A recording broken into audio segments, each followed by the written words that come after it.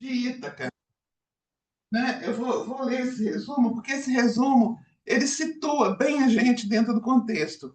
E é interessante que essa parte que ele trata da Odisseia, ela vem misturada junto com Ulisses, né? E geralmente quando ele fala da Odisseia, quando ela faz o resumo da Odisseia, a nossa querida tradutora, não sei se foi ela, né? Mas parece que foi.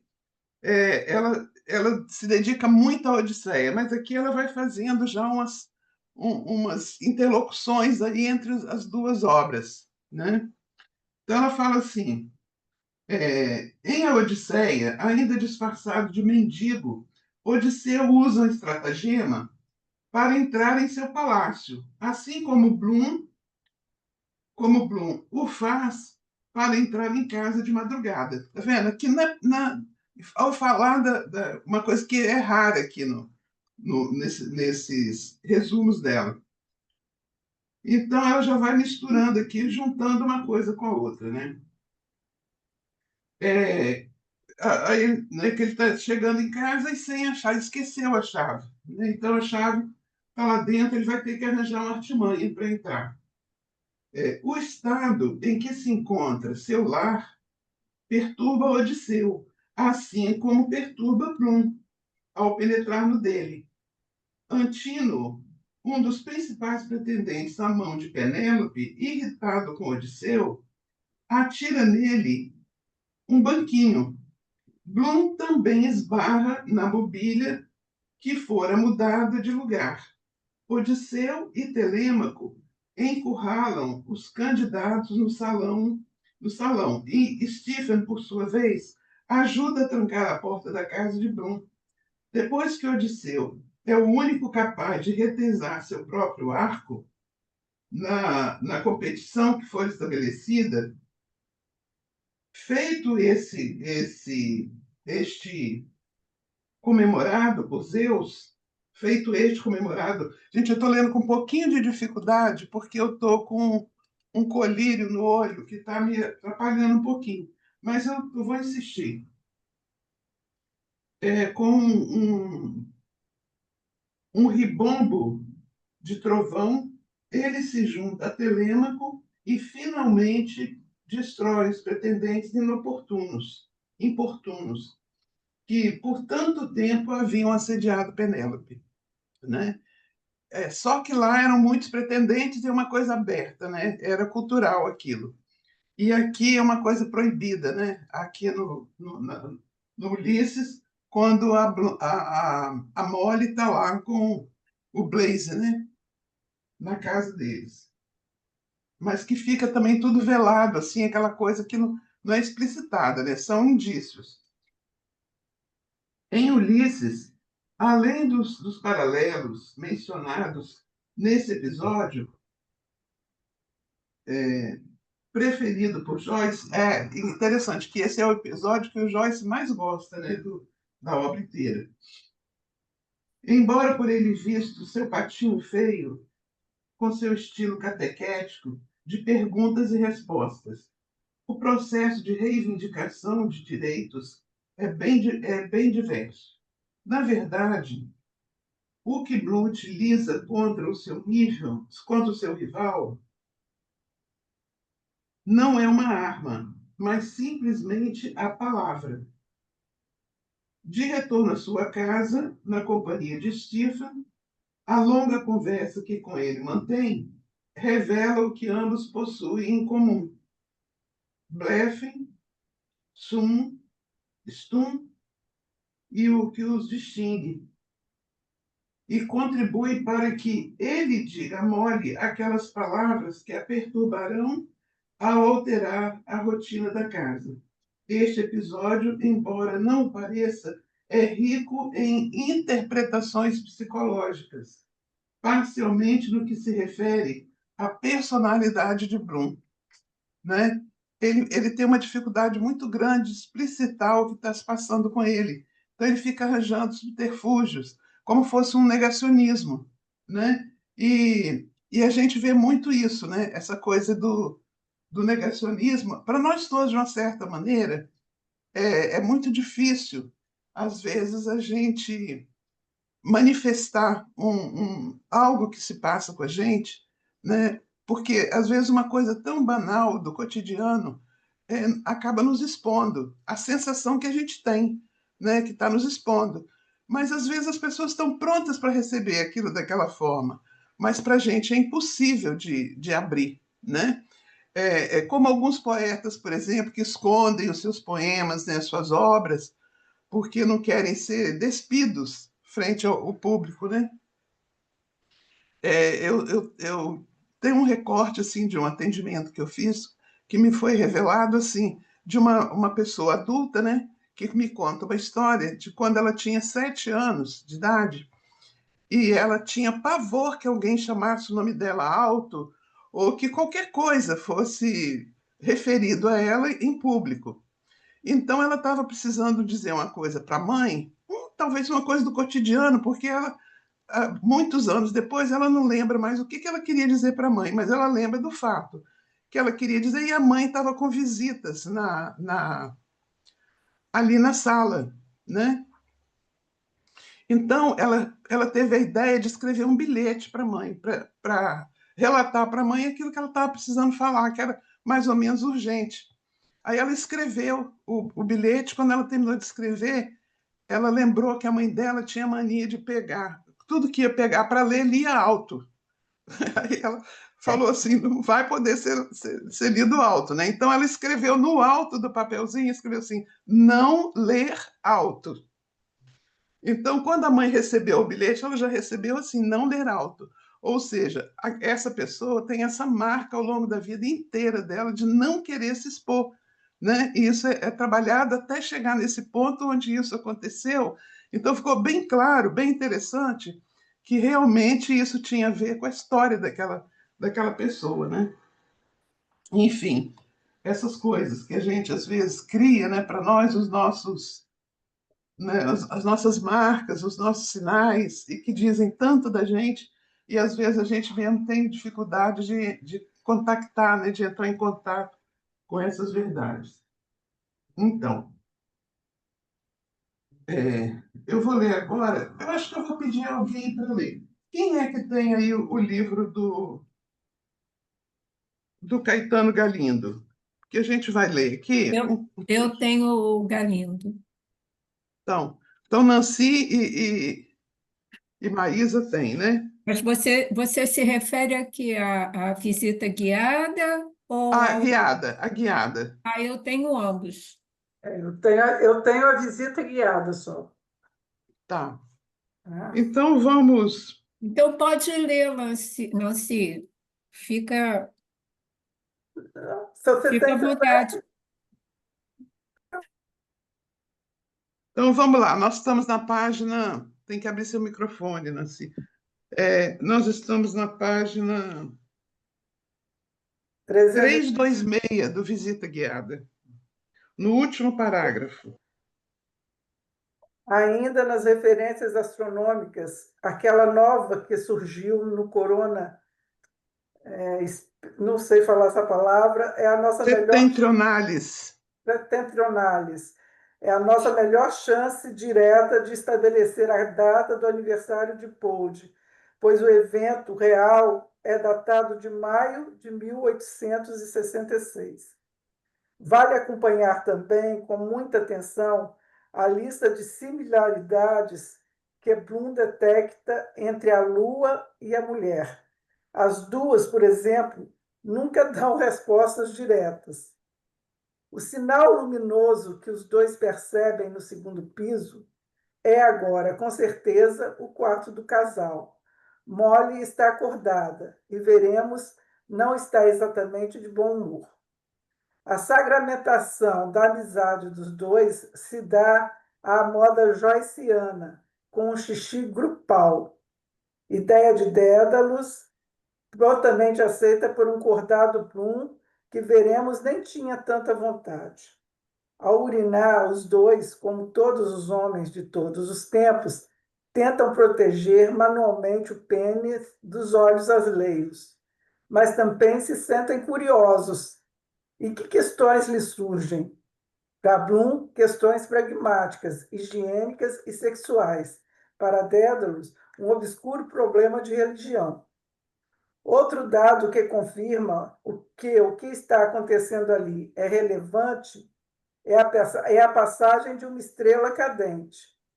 A extrema objetividade detalhada das descrições de uma chave abrindo portão e de um aperto de mãos típico, obviamente, nenhum dos dois lavou as mãos, denota muito provavelmente o elevado grau de atenção, pelo menos de Bloom, a todos os pormenores. A conversa acabou, a festa acabou. Ele sabe que agora terá que esperar muitos anos por outro encontro como esse. Se tomarmos como padrão as badaladas do final de Calypso, onde cada par de beléns representava um toque isolado, o campanário deveria soar 3 vezes para marcar 15 para, como pensa Bloom. Essa despedida leva uma meia hora. Provavelmente são 2h30. Dolorosamente, o som da igreja só faz Dédalus lembrar da morte da mãe. E para Bloom, evoca os dobres matutinos que o fizeram pensar em Dinah. E a resposta seguinte, que elenca a situação de todos os que estiveram com ele no cemitério, é outro brilhante exemplo de como Joyce consegue arrancar sentimento de um meio aparentemente frio, uma lista quase jocosa. Lê até onde, Celeste? Pode ir, que ainda vai um bom pedaço. Tá. Quer ler agora, Maísa? Quer continuar, Maísa? Pode ser. Tá. O fenômeno acústico, conhecido como flanging, faz os passos de Dédalus, que reverberam dos dois lados da rua vazia, lembrarem a Bloom um berimbau de boca, conhecido em inglês por distorção baseada em etimologia popular como harpa de judeu. E ele se vê só diante do frio interestelar e, se acreditamos nas suas impressões, diante também dos primeiros sinais do nascer do sol. E Dédalus se foi. Depois de 2 romances, depois de toda a Odisseia, não o veremos mais. A melancolia de Bloom se transforma em memória dos mortos, e entre eles aparece Matthew Kane, um amigo do pai de Joyce, que se afogou na Baía de Dublin em julho de 1904 e serve de inspiração para Dignan, para o tema global do afogado e também para boa parte das características de Martin Cunningham. Bloom inspira fundo, entra, sopra leve a vela e toma uma pancada na cabeça. Molly, ou Molly Boylan, ou os rapazes que vieram trazer o piano alugado, alguém mudou todos os móveis de lugar. E é com esse ar de estranhamento que a casa de Bloom o recebe. Odisseu, diga-se de passagem, é também atingido na cabeça por um objeto lançado por um dos pretendentes. Vale uma nota aqui sobre a configuração da casa dos Bloom, em grande medida derivada da análise da planta do imóvel real da rua Eccles, demolido nos anos 60. Dédalus saiu pela porta dos fundos, a que dá para o quintal. Por isso, Bloom, ao voltar, teve que subir uma escada até o térreo. O piso térreo é composto de um corredor com a porta da rua, que ele abriu para Dédalus entrar. Logo à esquerda dela, a porta da sala de estar. Mais adiante, ainda à esquerda, a porta do quarto do casal. E, ao fundo, a escada que leva à cozinha. Ou seja, Bloom sobe, passa direto pela porta do quarto, onde a luz acesa demonstra claramente que Molly o espera, e entra direto na sala, onde toma a pancada. Eis Odisseu sendo atacado pelos pretendentes. Aí vocês estão vendo como é que é a coisa toda metaforizada, né? Não tem ninguém ali, mas ele vai fazendo essa interlocução aí, né, das duas obras, né? Sempre lá na Odisseia, nesse sentido aí, a coisa explícita, né? Está acontecendo isso, tem os pretendentes, eles estão lá, aí é implícito, né? As Então, duas cadeiras, detalhadamente descritas, evocam diretamente as figuras de Molly e Boyle, assim como a franja revirada do tapete e a mancha no estofamento evocam suas atividades naquele cômodo e naquelas cadeiras. Sobre o piano, acho que tá a... bom, né? Vamos ficar Ok. por aqui, a gente continua na próxima. Então, a próxima vai ser no dia 18, né? Ok. Tá marcado aqui, vamos pegar. Alguém quer fazer algum comentário sobre o capítulo? Alguém leu um pouquinho antes? Sobre isso que o Caetano está trazendo, esse resuminho aí?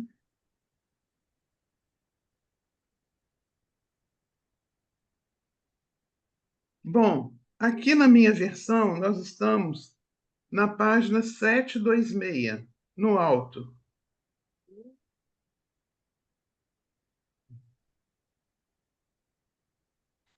Que é essa pergunta, né?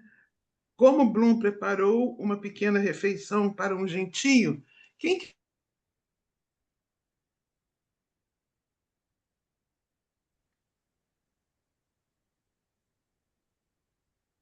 quer ler as respostas, Maísa? Pode ser. E alguém para ler as perguntas? Nancy, você pode ler?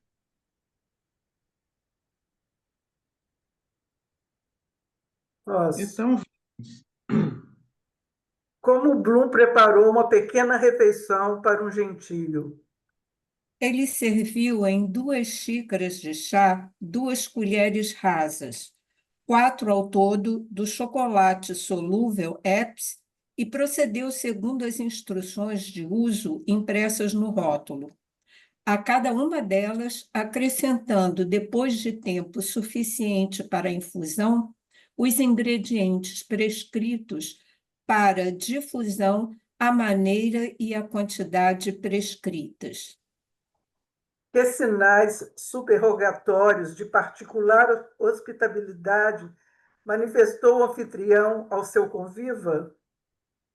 Abrindo a mão de seu direito simposiarcal, a xícara bigodeira, imitação de Crown Derby, oferecida a ele por sua filha única, Millicent Millie, ele a substituiu por uma xícara idêntica à de seu convidado e serviu de forma extraordinária a seu convidado, e em medida reduzida a si próprio o leite viscoso, de ordinário reservado para o desjejum de sua esposa Marian, Molly.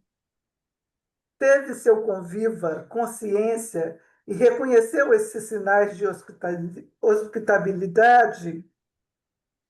Sua atenção foi levada a elas por seu anfitrião jocosamente, e ele as aceitou seriamente enquanto bebiam em jocossério silêncio o ecumênico produto da Epps, a tisana cacau.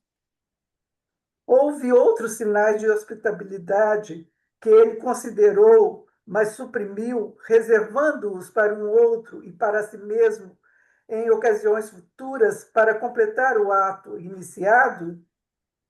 A reparação de uma fissura de cerca de 4 centímetros de comprimento no lado direito do paletó de seu convidado. Uma doação a seu convidado de um dos 4 lenços de senhora, e se e quando se estabelecesse estarem em condições apresentáveis. Quem bebeu mais rápido? Bloom, tendo uma vantagem de 10 segundos na incepção e tomando na superfície côncava de uma colher, ao longo de cujo cabo um fluxo constante de calor se conduzia, 3 sorvos para um de seu oponente, 6 para 2, 9 para 3. Que atividade intelectual acompanhou seu ato frequentativo? Concluindo por inspeção, mas erroneamente, que seu silente companheiro estava dedicando-se à composição mental, ele refletia sobre os prazeres derivados da literatura de instrução, mais do que de entretenimento, conforme ele próprio já havia aplicado às obras de William Shakespeare, mais do que uma vez para a solução de problemas difíceis na vida imaginária ou real. Interessante, né, ele trabalhar aqui o real e o imaginário. É, Bem legal isso. Agora, tem uma nota aqui, gente, que é o seguinte: na versão da Maísa, ele já deu essa polegada, e ele já deu em centímetros. Né? Ele dá aí 3,8 centímetros, não é isso? sim. E aqui ele põe 1,5 polegadas. Né? E tem, então, uma nota dizendo que 1,5 polegadas é 3,8 centímetros. Né? Então, os dois tradutores, um resolveu deixar como estava no inglês, e o outro resolveu traduzir pelos centímetros, já no texto mesmo. Né? Então, podemos seguir aí. Tinha ele encontrado solução para eles? Malgrado a leitura cuidadosa e repetida de certas passagens clássicas, com o auxílio de um glossário, ele derivara do texto uma convicção imperfeita, sem que as respostas se referissem a todas as questões. Que linhas... Continua. Para continuar? Aham. Que linhas concluíram seu primeiro verso original, escrito por ele, poeta potencial com a idade de 11 anos, em 1877, por ocasião da oferta de 3 prêmios, 10/-, 5/-, 2/6, respectivamente, para competição pelo Shamrock, um jornal semanal. A ambição que eu confesso de ver meu verso impresso vem me dar esperança em comum. Se escolherem a mim, peçam, ponham no fim o nome do seu L. Bloom. Encontrou ele 4 Posso, um minutinho aqui, posso ler o do Ruais, que eu acho que também Aham. é diferente. Depois eu vou ler aqui também o da Bernardina, são todos diferentes. Traduzir poema não é uma tarefa fácil, né? Depois vocês podiam colocar lá, eu vou colocar do Ruais só para a gente ter isso impresso, para a gente, que eu acho que consegue analisar melhor. De Uhum. ver eu me confesso, esse poema impresso, desejoso em vosso jornal, encanto algum, se assim condescendeis, a seu fim lhe poreis o nome deste criado e obrigado, Bloom, L. Bloom. Aqui na Bernardina está assim: ambição e olhar de lado, para o meu verso publicado. Porque aí está impresso, né? No de vocês está o meu verso impresso. Me fez esperar que os senhores considerem promissores os que aqui vão. Então, peço que o meu nome, L. Bloom, coloquem na conclusão. Achei que ficou bonitinho esse aqui também. Então, vamos? Encontrou ele 4 forças separadoras entre seu convívio temporário e ele mesmo? Nome, idade, raça, credo. Que anagrama fez ele com seu nome na juventude? Leopold Bloom, Elpod Bomol, Moldopelob, Bolopedum, Dom Lobo Lope. Assim a tradução do Galindo, né? Como Uhum. É. Que acróstico, com a abreviação de seu primeiro nome, mandara ele, poeta cinético, para a senhorita Marion Mole, Tweed no dia 14 de fevereiro de 1888. Poeta é aquele que disse: obtive sempre o que quis, lendo aos outros o que fiz. Dou-te o ABC e X, YZ também feliz. Uhum. E o acróstico ficou aonde, nesse caso? Na vertical. Lugar de Deu sempre. destaque aí na letra da A vertical? diferença que tem é que ele termina em Y, pôde, Ah, tá. o do Galindo. O nosso fica poldo, Fica é poldo. a mesma coisa. Aham. É interessante. Ah, o O versinho Wise, aqui o Wise fica bold, com Y. pode Qual que é o também. último verso do Ruais? Iaiá, gentil, minha vida ensina. Depois a gente vamos colocar os dois lá no grupo para a gente ver os dois. Tá. Aham. Três. Os três. Os Os três. três, É, né? os três, é. Aham. Tem outra Vamos pergunta. continuar. Tem. O que o havia impedido de completar uma canção corrente? Música de R.G.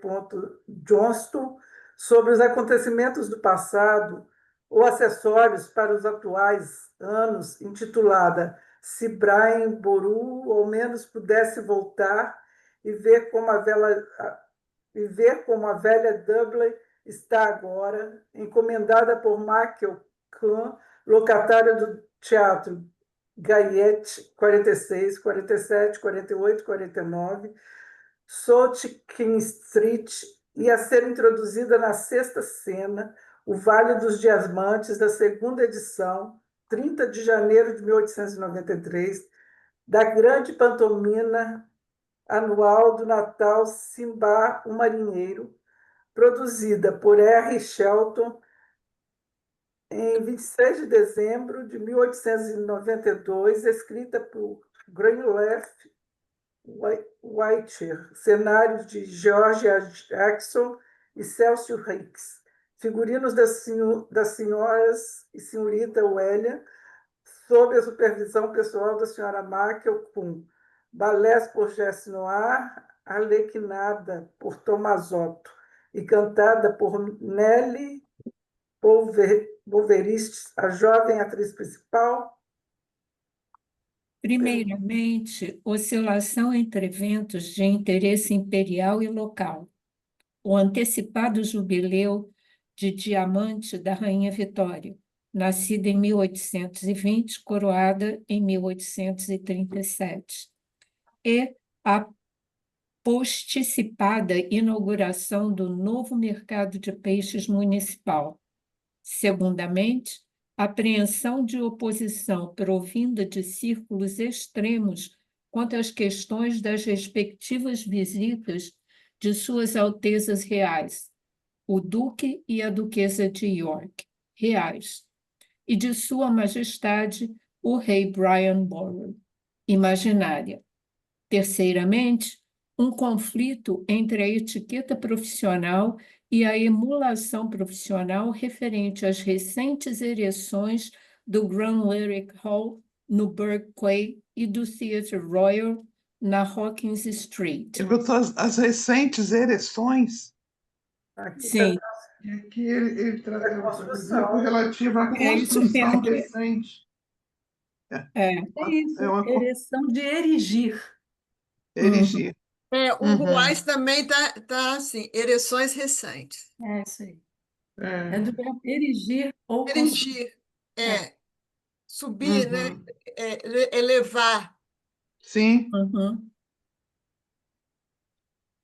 Quartamente, o desvio de atenção resultante da compaixão pela a intelectual, a política, a tópica expressão do semblante de Nelly Bouveriste e a concupiscência causada pelas revelações feitas por Nelly Bouveriste de artigos de a intelectual, a política e a tópica lingerie enquanto ela, Nelly Bouverist, estava dentro dos artigos. Quintamente, as dificuldades de seleção de música e alusões humorosas adequadas do livro de piadas para todos. 1000 páginas e uma risada em cada uma. Sextamente, as rimas homófonas e cacofônicas associadas ao nome do novo Lorde Prefeito, Daniel Tallon, do novo Alto-Xerife, Thomas Pyle, e do novo Procurador-Geral, Dunbar Plunkett Barton. É interessante que aí ele vai colocando primeiramente, segundamente, terceiramente, sextamente, e aqui a Bernardina está em primeiro lugar, em segundo lugar, em terceiro lugar, em quinto lugar, né? Tem essa diferença. Gente, alguém quer continuar? Poderia, né? Lendo as respostas até da Vocês estão Bernardina, cansadas? hein, Adriana? Maísa, eu vou... a sua dicção dos termos em inglês é perfeita. Eu acho que Não, você mas devia continuar lendo. Não, porque fica bom, a gente ouve bem, entendeu? Muito bem, molecagem. concordo. Eu acho que você deve continuar. É que cansa aqui, a Ah, mas garganta. cansa um pouquinho, daqui a pouco está acabando. Não, Vai, eu vou fazer as perguntas então, mas assim, eu não tenho dicção em inglês de Maísa, tá certo? pois é, E que você pena. lê, Adriana, seu inglês também é Não, muito bom. não, Você não. lê as Mas respostas aí com a versão você está com a Bernardina, Bernardina, né? Pô, Aí você... é. Então, amor, vai lá, me rende. Ou a Maísa, Cíntia, a Cíntia também, vou fazer a isso para Cíntia. você, Maísa. Vou fazer isso Então, para eu você, prefiro a tá? Cíntia, Adriana. Adriana, deixa a Obrigada. Cíntia. A Quê? Cíntia. Cíntia. Se a Cíntia quiser, tudo bem. Eu posso ler, mas vocês sabem que a dicção vai sair toda É, complexa. eu faria esse esforço pela Maísa, mas vai, Cíntia, Não, então. então a Cíntia podia ler a pergunta e a Adriana a resposta. Não, a Tá bom. Celeste Pupa já se voluntariou, deixa Não, mas ela. Então tá. Vai, eu abro mão desse lugar. Assim a gente mas é vai bom porque você revezando. está com o Ruais aí na mão, né? Então vou lá. Que Vai. relações existiam entre suas idades? Só quem vai ler? Não descobri. É você, Cíntia. Eu mesmo? É. Então tá. Então tá. Vamos lá, vamos lá. Que relações existiam entre suas idades? Bom, bem, 16 anos antes, em 1888, quando o Bloom estava com a idade atual de Stephen, tinha 6 anos. Bom, 16 anos depois, em 1920, quando Gente, só Stephen... uma coisinha. Esse parágrafo aí, realmente, se alguém tiver uma ideia do que é isso, me explica, porque eu não consegui acompanhar essa matemática de jeito nenhum, viu? Até tentei, fiz um esforço, mas realmente só quem é bom de números aí para poder Não, é entender o porque que o é que isso. ele está falando é o seguinte, porque em 1888, o Bloom ele tinha 22 anos. Uhum, Então, 16 anos antes, ele tinha 6 anos, isso. né? Uhum. Isso. E aí, depois, 16 anos depois, aí que fica complicado, porque 1888 mais 16 não dá 1920, gente. Mas segue, vai seguindo. Tem coisa pior. 16 anos depois, em 1920, quando Stephen teria a idade atual de Bloom teria 54 anos. Ele multiplicou por 2, será? Em 1936, quando Bloom tiver 70 anos e Stephen 54, suas idades inicialmente, na razão de 16 a 0, seriam de 17,5 a 13,5. A proporção crescendo e a disparidade diminuindo de acordo à medida que os anos futuros arbitrários fossem acrescidos. Pois se a proporção existente em 1883 tivesse prosseguido imutável, concebendo-se com isso que isso fosse possível, até então 1904, quando Stephen estava com 22 anos, Bloom teria 374 anos. E em 1920, quando Stephen tivesse 38, como Bloom tinha então, Bloom teria 646. Enquanto em 1952, quando Stephen teria atingido a idade máxima pós-diluviana de 70 anos, Bloom, 70 Bloom, bem, não? 70 anos, Bloom. 70 anos Bloom, desculpa, É. É. tendo 1.190 anos de vida, teria nascido no ano 714. Teria ultrapassado de 221 anos a idade máxima antediluviana, aquela de Matusalém, de 969 anos, enquanto Stephen continuaria a viver até que tivesse atingido essa idade no ano 3072 Anno Domini. antes de Domini, Anno Domini. Anno Domini. Bloom teria sido obrigado a ficar vivo 83.300 anos. Teria sido obrigado a ter nascido no ano 81.396 a.C. Então, aqui tem uma notinha, duas, aliás. Eu vou ler aqui para vocês. Alguém lembra a temática desse capítulo? A temática é a Ítaca, né? É a volta à Ítaca. Não, mas aquela coisa que cada... A casa. A Ah, cena é a casa. Tá. 2 horas da manhã. Órgão, esqueleto, arte, a ciência, símbolo, cometas. E técnica, o catecismo em pessoal. Mas o que acontece é que desde a página anterior, ele começa a fazer uma comparação entre Bloom e Steven. E ele faz essa comparação em relação a 4 tópicos. Por isso que ele perguntou algumas perguntas atrás, ele pergunta assim: encontrou ele 4 forças separadoras, ou seja, como comparar em relação ao nome, em relação à idade, e aqui a gente está falando da idade, né? Depois vem raça e vem credo. E a gente, depois de ter visto essa comparação, a gente vai perceber que os dois são muito profundamente diferentes. Uhum. Né? E daí, talvez, essa impossibilidade de conciliação, né? A busca de um e a busca de outro serão 2 buscas frustradas, porque a diferença entre eles é muito profunda. Uhum. obrigada. O Stephen, enquanto filho do Bloom, né, esse filho simbólico, né, é uma forçação do Bloom, porque o Stephen não se coloca nesse lugar, né? Quem procura o filho é o Bloom, né? Enquanto pai, fica no encalço dele, né?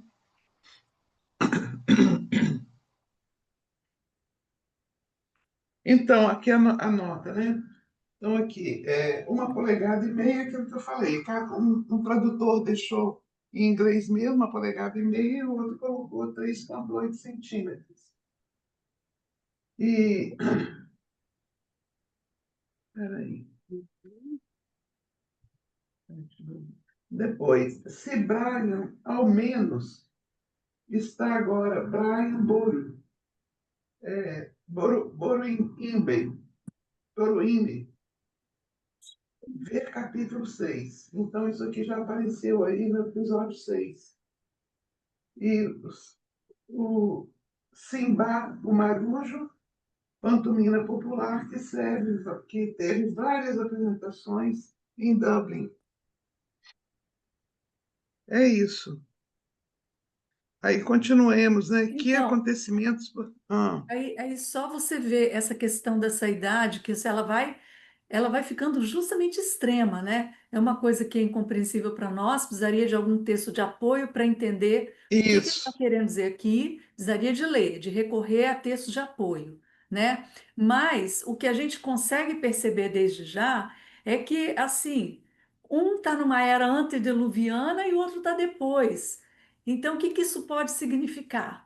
Né? Que já em relação à idade tem uma profunda diferença entre os dois, muito embora, vamos dizer, sejam alguns anos que um poderia ser filho do outro, né? Mas essa diferença é muito profunda. E ele vai falar ainda de idade por um tempo, por algumas perguntas, por 2 páginas ainda, e só depois que ele vai falar da diferença de raça. Então a gente pode assim ir com essa ideia na cabeça, acompanhando essas próximas perguntas. Uhum. Por mais que às vezes as pessoas queiram se comparar, né, falar, fulano e tal, tem um amigo assim, muitas identificações e tal, mas cada ser humano é um universo à parte. Essa é uma das coisas que eu mais, ao longo de todo o meu estudo de psicanálise, uma das coisas que eu mais concluí é que realmente o ser humano é um universo único. É muito difícil você fazer algum tipo de semelhança. Tudo. A gente, por exemplo, está no consultório escutando, né? Digamos, passaram por ali nas últimas horas umas 5 pessoas. Cada uma fala com uma entonação, com uma velocidade, com uma intenção. Até a sonorização é absolutamente única. Raramente, vocês estão vendo aqui entre nós, cada um que abre a boca, né, se expressa, lê, fala, é uma entonação, é um tom de voz, é uma cadência, é quase que uma música, né, a fala humana. Então, uma das coisas que eu senti muita diferença de sair do atendimento presencial para o atendimento virtual é que no atendimento pessoal, a voz humana ela é aveludada, ela desce no ouvido da gente de uma forma suave. E a voz que vem no microfone é uma voz estereofônica. Então, para quem escuta, o cansaço é triplicado, é muito mais cansativo, porque é como se você estivesse ouvindo alguém falar no microfone, e nós todos sabemos que é uma diferença enorme você ouvir a voz natural e a voz no microfone.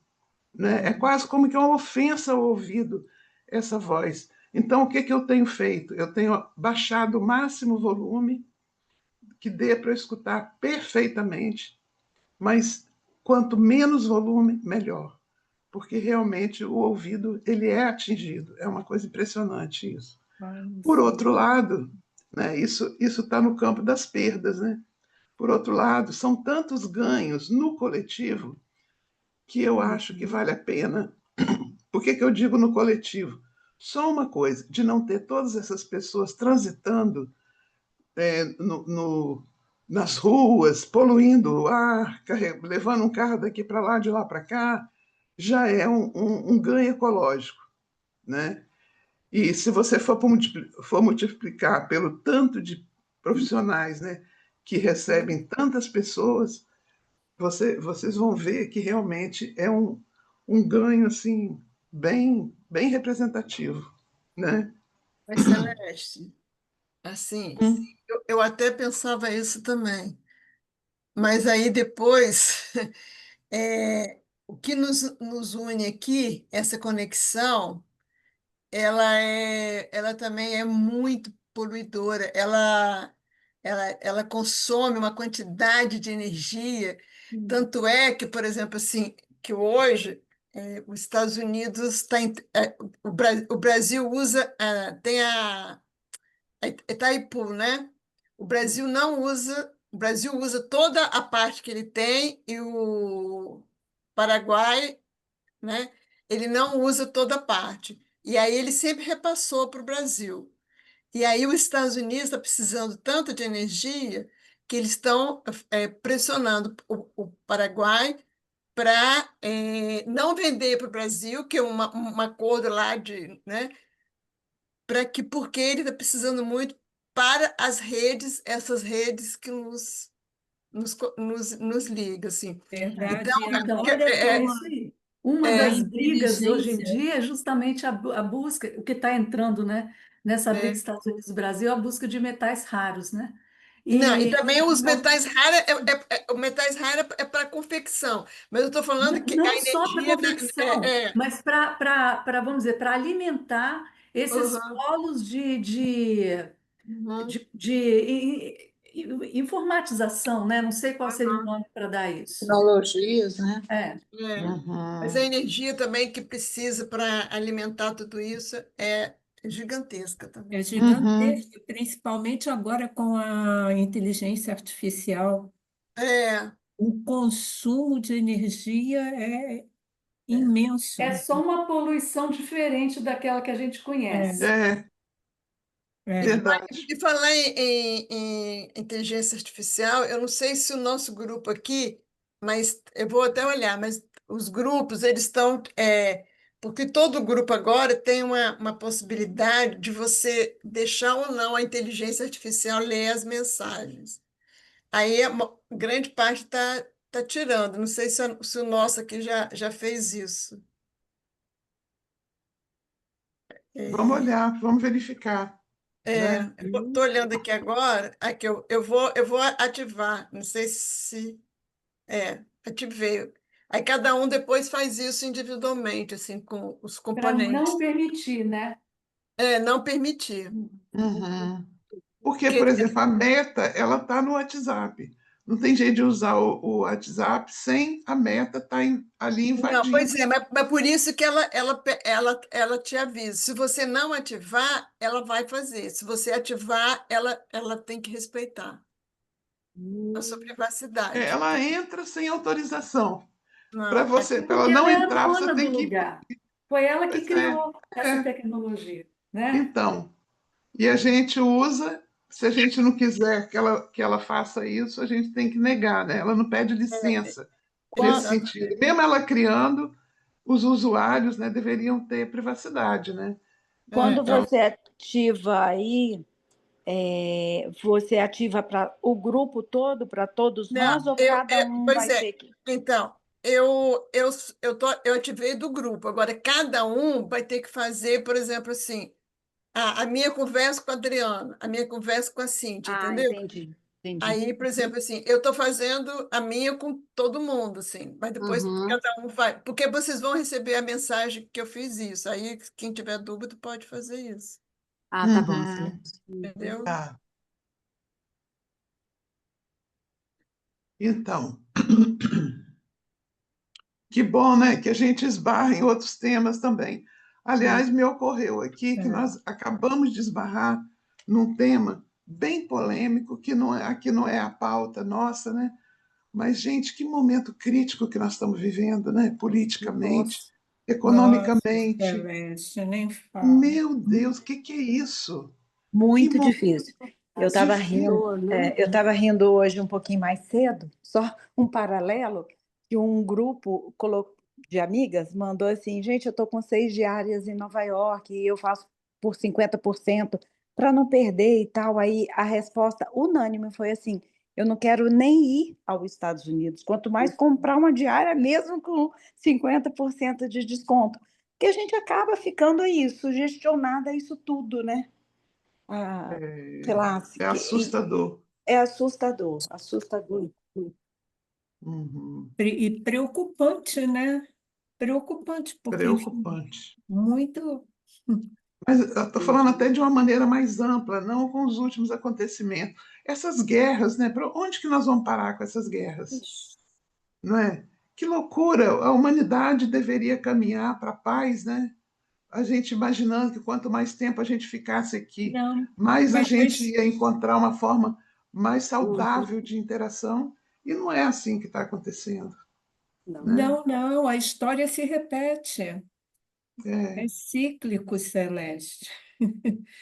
Enfim, e muito triste, né? muito, Muito muito triste triste mesmo. mesmo. É, dei uma olhada naquele documentário, Maísa que até avisou, chama Apocalipse nos Trópicos. Puxa. no Sim, Netflix. Dei uma olhada nesse Vou documentário. olhar. muito, Apo- muito bom, vale a pena. Terrível. Apocalipse nos Trópicos. Isso. daquela Petra Costa. Eu vou, É. Pois, só um comentário. Celeste, Ah, isso que você falou do Silas Malafaia ter surtado lá, eu vou mandar para você um negócio depois, porque teve um jornalista da Globo que documentou isso. põe no grupo. Põe no Uhum. grupo. É porque é o seguinte, eu estava no Rio, né, e foi quando o lançamento, eu estava no Rio. E foi Botafogo pertinho, aí eu fui no lançamento, assim, né? E tinha duas sessões. Aí assim, eu estava na segunda. Na primeira, quando a gente assim, deu o horário, a gente foi e falou: você espera um pouquinho, está com problema na sala. Eu achei que era problema técnico, né? Aí eu até me afastei assim, um pouco, fiquei. De repente eu vi as pessoas indo, eu falei: opa, liberaram a sala. E fui. Quando eu cheguei lá na sala, no corredor, Silas Malafaia. Que é isso que a Adriana está falando. Mas ele gritava, ele gritava. Então, eles tinham, ele, quer dizer, acabou a sessão, acho que ele ficou gritando dentro da sala, aí precisava começar a segunda sessão, saíram com ele da sala, uns 3 ou 4 pessoas do lado dele, tentando falar com ele, tipo assim, vamos sair daqui, porque está aglomerando gente, porque a segunda sessão estava toda em volta, né? E ele não ouvia nem os assessores, mas ele gritava, aquele Mas, papapá, e o assim, negócio é um negócio incrível. E aí, quer dizer, eu não vi mais nada, né? Mas quando a gente assistiu, falou, pô, é isso, né? Porque a Petra Costa não conversa com ele. Ela contrata uma repórter que faz uma reportagem, que conversa, e que vai na casa dele e tudo, assim. acompanha ele dentro do carro, ele É, entra no Palácio do Planalto no carro, ele chega lá e vê o ex-presidente. Então, assim, mas o que acontece aí é que, obviamente, ela, a cineasta, obteve autorização dele para o uso dessas imagens. E uhum, deve ter falado assim: olha, nós vamos fazer um documentário sobre a sua trajetória e tudo mais. E ele foi convidado para essa estreia. Tá? uhum. E ele foi, agora você vê o tamanho da inteligência da pessoa, ele foi achando que a trajetória dele, Coisado, que né? ele seria, né, elevado. No entanto, ele mesmo conseguiu perceber, porque a cineasta, ela não, a Petra Costa, ela não faz nenhum juízo de valor. Ela não articula as ideias, dizendo assim, ele é isso, ele é Sim, aquilo, ele está, né, fraudando. Né? Ela não fala isso. Ela dá voz a Ela ele o narra. tempo todo. É ele que fala. Ela não narra, ela dá voz a ele. A narrativa é feita pelas entrevistas Ele. dele. E o cara, o que que acontece? Quando ele sai do cinema, ele se dá conta do que ele mostrou ali. É. Não, é um negócio sensacional. E por isso que ele deve ter ficado assim, fora de si, E né? ele nem pode Uhum. responsabilizá-la por nada, porque foi tudo autorizado, tudo Foi, certo. Sim, foi. E tudo, não, tudo. isso aí, ela não julgou, ela Não. simplesmente Isso, colocou isso. no ar o que ele, Exatamente isso, então Nancy. ele não E tem o tem, que fazer, ele não tem o que é, fazer. Ele E pode tem só uma cena desconfiar. ali que eu achei maravilhosa, que é assim, na hora que chega a repórter na casa dele, aí a mulher dele abre a porta e fala, não, vem cá, para você ver que nós somos uma família normal. Que maravilha, adorei. Vale Agora, a o que pena. que é Demais, é mesmo nos bom demais. trópicos? O que que é nos Apocalipse, trópicos? Apocalipse, Apocalipse. Apocalipse. Aham. Vou É, ver eu, hoje. eu, eu quero muito ler, bom. assim, porque o Apocalipse no Trópico, porque ela leu, ela estudou a Bíblia, assim, Para poder enquanto ela estava fazer. fazendo ela estudou e o Livro do Apocalipse, assim, Apocalipse, né? foi. Então, aí, assim, eu preciso ler mais, assim, porque eu É, Ela deve estudei. estar correndo risco de vida, né? assim, e o pior, a falta de inteligência tanto que ela tinha feito um outro documentário anteriormente, né? Democracia em Perigo e tal. Então, quer dizer, como? Vertigem, em vertigem. Em vertigem, exatamente. Como que a pessoa não sabe qual é a linha e tudo? Agora, o lance do Apocalipse, por que que eu lembrei disso? De ter colocado esse assunto aqui? Essa pergunta, né, da Celeste, mas a humanidade não tinha que caminhar para frente, não sei o quê. ela pega e fala assim, porque nesses meios, né, da tal da teologia da prosperidade, né, muitos entenderiam assim, que vamos caminhar, a humanidade ela vai melhorando e tal, né? Mas tem aqueles que usam a coisa do Apocalipse e diz assim, antes de melhorar, tem que piorar tudo, tem que destruir tudo, né? E eu já ouvi isso da boca de pessoas que têm essa linha bolsonarista, né? Sim. Que disseram assim, não, ele está mais certo, tem que destruir tudo, tem que destruir educação, saúde, para depois começar do zero.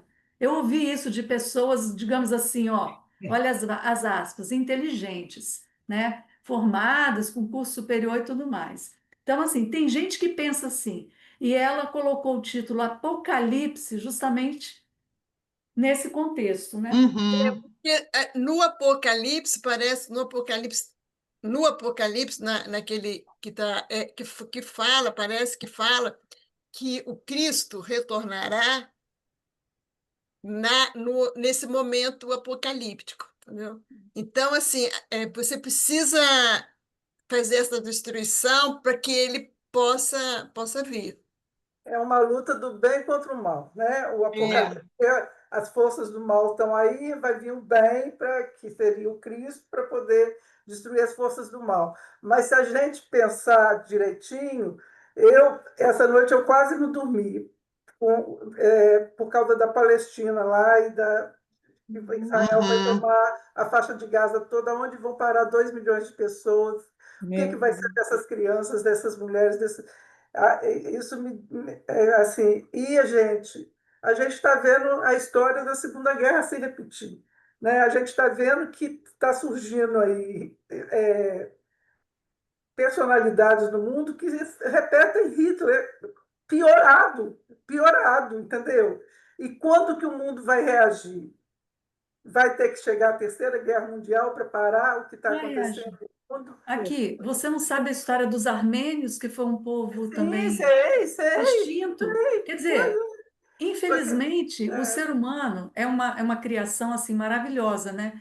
Capaz de coisas maravilhosas, mas é capaz das piores coisas também, também. das coisas mais atrozes, Eu né? falo, o Mais armênio ficou terríveis. um pouco escondido, né, Adriana? A gente sabe que Sim, eu e tal, mas foi isso. escondido. Agora não, Gaza está sendo televisionado todo dia. Isso, O mundo inteiro Então, está vendo, Gaza está entendeu? sob os nossos olhos, mas É, teve, o dos armênios teve exatamente. lá na Ruanda, dos, E né? está tendo ainda, né?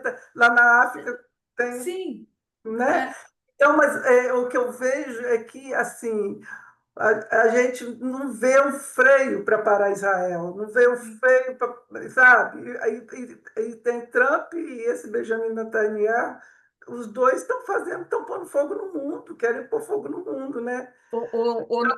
O Nancy, assim, e as demais. Eu estou fazendo parte de um grupo chamado Capixabas pela Palestina. Assim, a gente não consegue fazer nada, mas pelo menos você junta e trabalha essa angústia um pouco mais junto, assim, né? O Rui faz parte desse grupo também. Depois eu vou colocar no grupo aqui, já vi. para vocês. Uhum. Aí, É, é porque tem no grupo no Instagram, aí quem quiser acompanhar no Instagram ou entrar no WhatsApp, depois a gente, assim... Mas, Agora, Celeste, e os outros países agora, né, em setembro, quer dizer, vamos aguardar setembro, se Gaza resistir até setembro, né? É, aí agora você vê a quantidade de países que finalmente, né, depois de quase 1940, quase 70 anos, né? Depois mas os Estados vão Unidos reconhecer, vetado, se o Estados Unidos vetar, vão não reconhecer a cria. Palestina como, né, como Gente, Estado. uhum. eu Você viu o fui que Mas para aconteceu na Paraty. Inglaterra ontem, né? Quantas pessoas foram presas porque estavam defendendo a Palestina? Eu fui para você. Paraty e lá teve uma mesa de um historiador israelense chamado Ilan Alain, Pappé. fala, Ilan, é, Ilan Pappé. Eu assisti, essa daí foi uma que eu consegui entrar, e ele está jurado de morte, né? Então, para entrar no auditório principal, houve revista de coisa de metal, revista de abre bolsa, de corpo e tudo mais, né? E a história dele é uma coisa assim muito chocante. O cara O cara tem 70 anos, tá? E ele diz que nasceu logo depois da criação do Estado de Israel.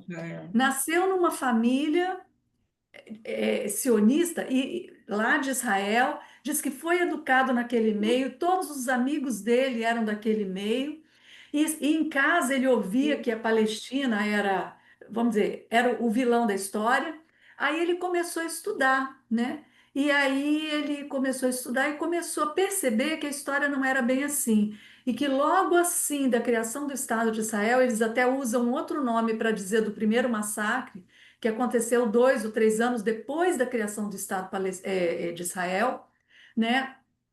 E havia uma promessa de criação de 2 estados que nunca foi levada a efeito. Aí esse cara, ele estudou e ele percebeu que a história que haviam contado para ele era uma história mentirosa. E ele, na ingenuidade da juventude, ele começou a falar e a escrever sobre isso. Ele já era professor numa universidade lá em Israel. Aí ele viu os amigos se afastarem, a família se afastar, ele foi expulso da universidade e teve que se mudar, foi para Londres, foi morar lá, entendeu? Então, assim, e hoje ele é uma pessoa sobre a qual existe como se fosse uma fátua lá dos ayatolás, né? Existe uma ameaça de morte. Por quê? Porque ele fala essas coisas. Ele nascido em Israel, criado lá, mas ele percebeu que de um lado tem uma tentativa de extermínio mesmo, um genocídio, né? Ele fala isso com todas as letras. Eu Uhum. coloquei no grupo, Isso está falado também. eu coloquei no grupo essa participação dele na Flip que eu assisti, tá no YouTube. Aí coloquei no grupo e coloquei já o Instagram do grupo. Aí se vocês quiserem depois Nossa. olhar no grupo. Então, eu queria falar um pouquinho sobre essa questão do grupo. Porque quando você falou assim, como fosse uma coisa inócua. Nós estamos lá reunindo e tal, mas não pode fazer nada e tal.